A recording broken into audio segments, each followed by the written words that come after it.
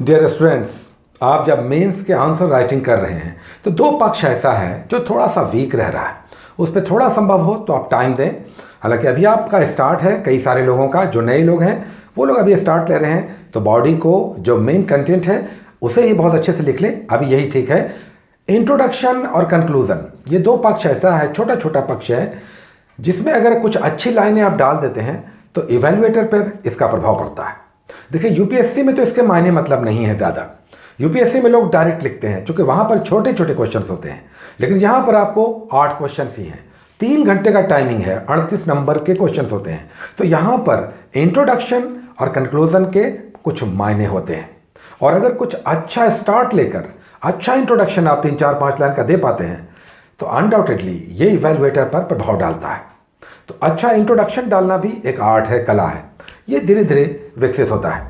हालांकि कुछ लोग आप में से ही इंट्रोडक्शन और कंक्लूजन भी अच्छा डाल रहे हैं, लेकिन जो लोग नए हैं वो अभी कंटेंट को ही अच्छे से डील कर लें, ये अभी चलेगा। आने वाले समय में आप भी अच्छा इंट्रोडक्शन कैसे डालें और कंक्लूजन आप अंत में कैसा दें, इस पर हम लोग बातें करेंगे, हम आपको फॉर्मेट भी देंगे। इंट्रोडक्शन होता है कि आप आगे क्या लिखने जा रहे हैं, उसकी एक भूमिका, एक बैकग्राउंड आप दे देते हैं, जबकि कंक्लूजन में आपने क्या लिखा इसे छोड़ते हुए आने वाले भविष्य के लिए या आगे की संभावनाओं को जोड़ देते हैं। तो ये कंक्लूजन बड़ा अच्छा होता है कि आप अंत करते हुए आने वाले समय के लिए कुछ बाद की घटनाओं से उसे रिलेट करके और कंक्लूड करते हैं, तो ये प्रभाव डालता है, नो डाउट। तो आप अभी इंट्रो पर और कंक्लूजन पर बहुत मंथन ना करें अगर आप नए हैं तो। अभी आप जो मेन कंटेंट है बीच का बॉडी, उसे ही आप अच्छे से डील कर लें तो बड़ी बात होगी। यहाँ पर हम आज कुछ क्वेश्चंस आपको दिखा रहे हैं। अच्छा, आगे बढ़ने से पहले लेकिन 2-3 बातें। जो पिछला एपिसोड आया था एक फोर्थ कमिंग के 65वीं बीपीएससी में क्या बदल जाएगा बहुत कुछ, उस पर काफ़ी कमेंट्स आपके आ रहे हैं 2 बातों को लेकर। एक, क्या सी सैट आ जाएगा, और दूसरा एलएसडब्ल्यू का क्या होगा। काफ़ी सारे लोग एलएसडब्ल्यू को लेकर थोड़ा सा डाउटफुल हैं। एलएसडब्ल्यू तो नेचुरली संभावना है कि हट जाएगा, हालांकि किसी भी पेपर को पूरी तरह से हटाना भी एक चुनौती है, तो इसके बारे में अभी बहुत क्लियर नहीं है, लेकिन संभावनाएं ऐसी बन सकती हैं। और दूसरा सी सैट आ सकता है, सी सैट आ सकता है, चूंकि यूपीपीसीएस में देखा गया कि जब आया यूपीएससी का पैटर्न तो सी सैट भी आया, तो सी सैट बिहार में भी अगर बदलाव होगा तो बहुत संभावना है कि सी सैट आएगा, लेकिन जो भी आएगा उसे हम लोग करेंगे। इसमें क्या सोचना है, आपको जब एग्ज़ाम देना है तो जो सिलेबस ऐड होगा उसे हम लोग करेंगे। और एक बात ये कि ये सब बहुत संभावना है कि इस साल नहीं होगा, बड़ी संभावना है कि ये सब चुनाव के बाद सामने आएगा। 65वीं संभावना है कि आपका पुराने पैटर्न पे ही होगा, बहुत संभावना है। तो इसको लेकर अभी आप बहुत वरी ना हो। अभी आप जिस ढंग से भी तैयारी कर रहे हैं आप उसी ढंग से तैयारी करें, इसमें बहुत बड़े बदलाव की संभावना नहीं है। हालांकि रिकमेंडेशंस हैं, रिकमेंडेशंस जब आते हैं तो उसको मानना न मानना राज्य पर है, लेकिन रिकमेंडेशंस इसीलिए होते हैं कि उसे माना जाए, पूरा नहीं तो आंशिक स्तर पर। जब भी सिफारिशें आती हैं तो उसे पूरी तौर से कोई नहीं मानता, लेकिन आंशिक रूप से उसे माना जाता है, ये भी है। लेकिन ये ध्यान रखें कि ये सब बहुत संभावना है कि 65वीं तक नहीं होगा। आपका जो कमिंग एग्जाम है 65वीं, उसमें संभावना है कि पुराने पैटर्न पे ही सब होगा। तो जो कुछ भी होगा आपको टाइम मिलेगा, आप घबराएं नहीं। और इस पे हम लोग स्टेप बाय स्टेप जो भी जैसी भी बातें निकल कर आएंगी हम आपके साथ ज़रूर शेयर करेंगे, आपको आगाह करते रहेंगे।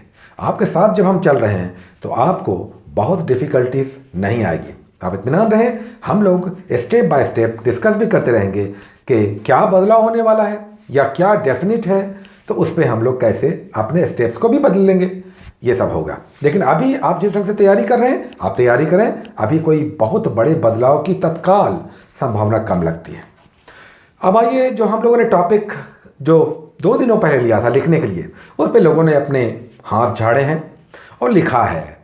काफ़ी लोग नए लोग भी लिख रहे हैं, ये अच्छी बात है, कुछ नए लोग भी अब दिख रहे हैं। हालांकि काफ़ी लोग लिख रहे हैं लेकिन भेजने में उन्हें दिक्कतें आ रही हैं, तो कुछ दिन, थोड़े दिन आप रुक जाएं, प्लेटफॉर्म आपको मिलेगा जिस पे आप भेज सकेंगे और तब आपका भी इवैल्यूएशन होगा। आज सुजित ने, राजीव ने, मुकेश ने, प्रियंका ने अच्छा प्रयास किया और सुमित ने भी बहुत अच्छा प्रयास किया।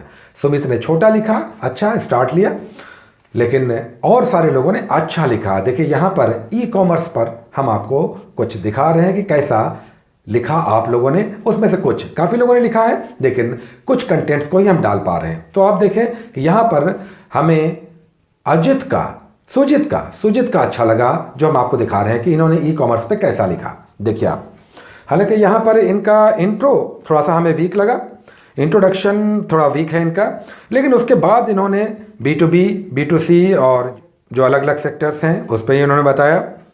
उसके बाद इन्होंने लास्ट में अच्छा लिया, लास्ट में कंक्लूजन भी अच्छा लिया।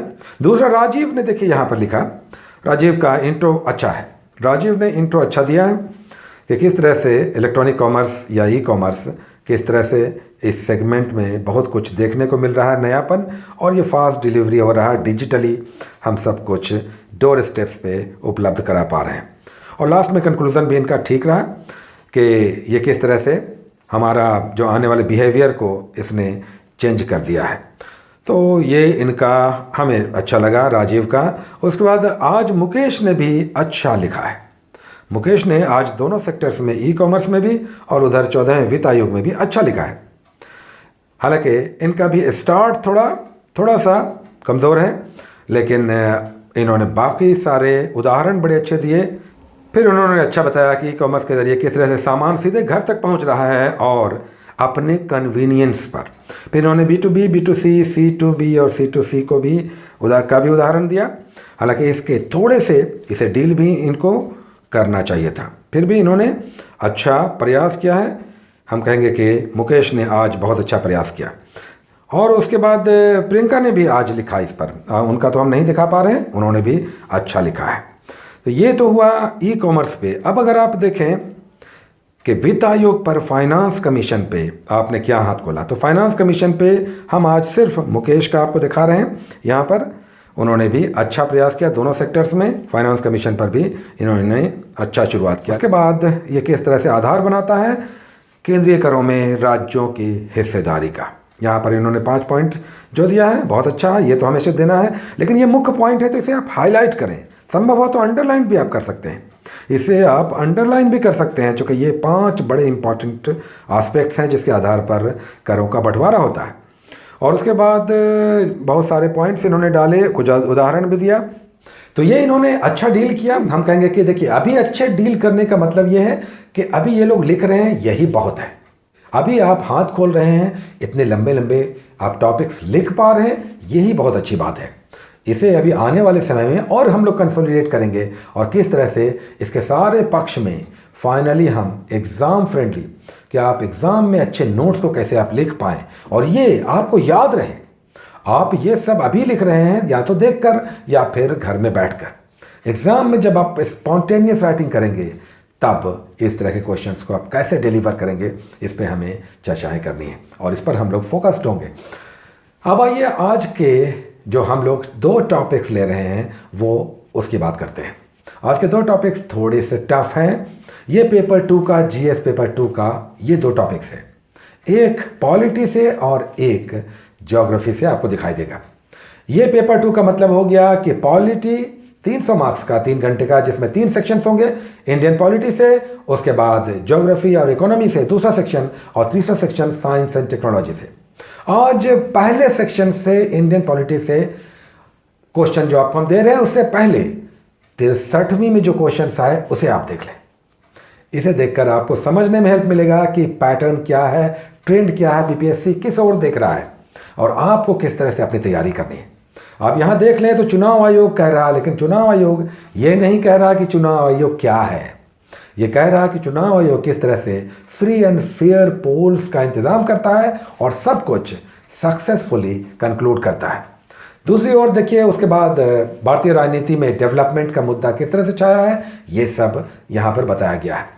और फिर क्षेत्रीय दल जो हैं उनका प्रभाव और प्रेशर ग्रुप, तो ये सब ऐसे तत्व हैं, प्रश्न ऐसे बन रहे हैं जो कंटेक्सचुअल हैं, जो आधुनिक संदर्भों से जुड़े हुए हैं। ये आप ध्यान रखें, सारे क्वेश्चंस अगर आप देखें तो सब कंटेक्सचुअल हैं, संदर्भ से जुड़े हुए हैं। ये साल भर के अंदर ये सारी घटनाएं हुई हैं।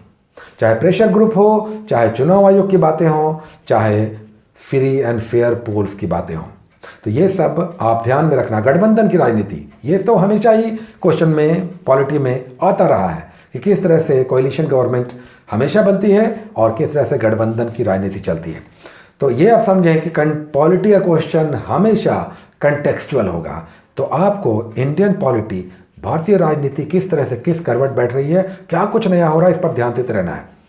आइए आज इस पर रिलेटेड एक क्वेश्चन हम लोग लिख लें कि क्वेश्चन आज क्या है।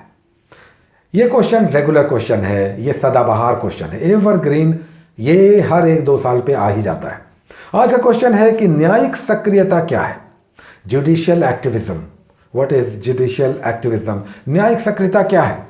हाल में सुप्रीम कोर्ट के निर्णयों का, इस संदर्भ में हाल में सुप्रीम कोर्ट के निर्णयों का परीक्षण करें। क्या इससे विधायिका और न्यायपालिका के बीच टकराव की स्थिति आ रही है? यह आपका क्वेश्चन है। 3 पार्ट में आपको यह क्वेश्चन दिया जा रहा है। न्यायिक सक्रियता क्या है, सुप्रीम कोर्ट के हाल के निर्णयों का संदर्भ दें और उसका परीक्षण करें, जांच करें और यह बताएं कि इससे क्या जो हमारी न्यायपालिका है और हमारी विधायिका है, यानी लेजिस्लेचर और जुडिशरी में क्या कॉन्फ्लिक्ट क्रिएट हो रहा है। तो ये आपको आज का पॉलिटी का क्वेश्चन है। 3 पार्ट में है, खोल कर लिखें, कंसेप्ट बिल्ड करें। उसके बाद दूसरा क्वेश्चन आज का जो है वो आप देखें, ये इंडियन ज्योग्राफी से है।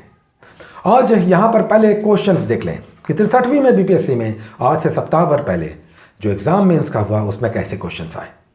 और आप अगर देखेंगे तो ये आप देख लें किस तरह से भारतीय कृषि की समस्याओं पर क्वेश्चन आया, उसके बाद बेरोजगारी पे क्वेश्चन आया, सरकार की क्या क्या कार्यक्रम है। ये आप ध्यान रखें कि अब चाहे इकोनॉमी हो, चाहे ज्योग्राफी हो, चाहे प्रेजेंट कंटेक्स्ट हो, करेंट हो, आपको सरकारी कार्यक्रमों पर पैनी निगाह रखनी है। सरकार कुछ बड़ी योजनाओं को किस तरह से ला रही है और वो किस तरह से लैंडमार्क है। भारतीय जनता या भारतीय संदर्भों में ये किस तरह से सरकार के लैंडमार्क हैं। जिस तरह के हम लोगों ने देखा कि जो प्रधानमंत्री जन आरोग्य योजना किस तरह से लैंडमार्क है। तो इस तरह का आपको सरकारी नीतियों और सरकारी पॉलिसियों पर ध्यान रखना है। उसके बाद अगर आप बाद में देखें तो किस तरह से जो खनिज हैं उनसे रिलेटेड आ रहा है। उद्योग किस तरह से क्षेत्र विशेष में यह स्थापित हुए हैं और नए संदर्भों में आपको बताना है। और फिर मिनरल्स को लेकर है। तो ये दरअसल क्वेश्चन का पैटर्न है। मतलब ये कि यहां पर तो आपको स्टैटिक क्वेश्चन दिखेगा, इकोनॉमी और ज्योग्राफी में स्टैटिक क्वेश्चंस दिखेंगे, लेकिन रिलेट कर दिया जाएगा प्रेजेंट कंटेक्स्ट से। जैसे कि बेरोजगारी तो सरकार की नीतियां, कृषि में समस्या तो सरकार का कार्यक्रम, इस तरह से। उसके बाद उद्योग में क्षेत्रीय स्तर पर उद्योग स्थापित हो रहे हैं, ठीक है। अब सरकार की नीति इस पर क्या है, सरकार की नई खनिज नीति क्या है, तो ये सब आपको समझना है। आइए अब आज इससे रिलेटेड एक क्वेश्चन, यहां पर क्वेश्चन आज आपको जो दूसरा क्वेश्चन मिल रहा है यही सेक्शन 2 से रिलेटेड है। क्वेश्चन है, भारत में बाढ़ के प्रभाव को रोकने के लिए सरकारी कार्यक्रम और नीतियों का उल्लेख करें। वर्ष 2018 में केरल में आई विनाशकारी बाढ़ के कारणों की जांच करें और भविष्य में आने वाले ऐसे बाढ़ को नियंत्रण करने के उपाय बताएं। देखिए, फ्लड सिस्टम पे आपका क्वेश्चन हो गया। इस तरह के क्वेश्चंस अब आ रहे हैं। तो ये स्टैटिक क्वेश्चंस हैं, ये रिलेट होकर करके करंट से बन जाते हैं। यहां पर बाढ़ पर क्वेश्चन आपका बन गया, इस पर एक कंसेप्ट आप बिल्ड कर लें। ये क्वेश्चन बन सकता है तो आपका कंसेप्ट क्लियर रहना चाहिए, इसे प्रेजेंट कंटेक्स्ट में जरूर जोड़ें। क्वेश्चन टफ हो गया, आज का दोनों क्वेश्चन हेवी है, टफ है, लेकिन आप प्रयास करें, आप बहादुर हैं। हम कह सकते हैं कि इतने बड़े एग्जाम की तैयारी करने वाले लोग कमजोर नहीं हो सकते। तो हम आप कहेंगे कि आप अपना जो बेस्ट है, एफर्ट है, वो लगाएं और इस क्वेश्चन को करने का प्रयास करें। तो आज के 2 क्वेश्चंस हो गए। उम्मीद है कि 2 दिनों में आप इस पर पूरा काम करेंगे और इस पर जहां तक संभव हो अच्छा नोट्स बनाने का प्रयास करें। जो लोग नहीं भेज पा रहे हैं वो अभी अपने स्तर पर लिखें, उनके लिए भी रास्ते निकलेंगे। Take care.